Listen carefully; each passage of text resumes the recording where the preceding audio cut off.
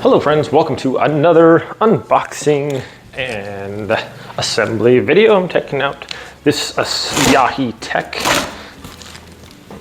decorative tree here.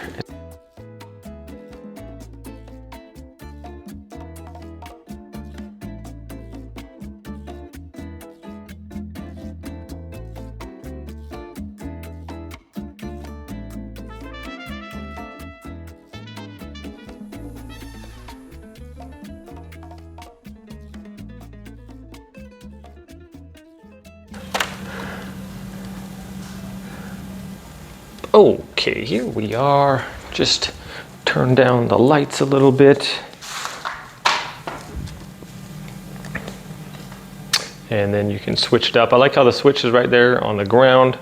So however you want the lights to go. Looks pretty nice here actually. So when you want a decorative tree, and lots of different variations there, the breathing, the flashing, the switching between. So really cool. Anyways, my friends, thanks so much for watching this video. Hope it was helpful.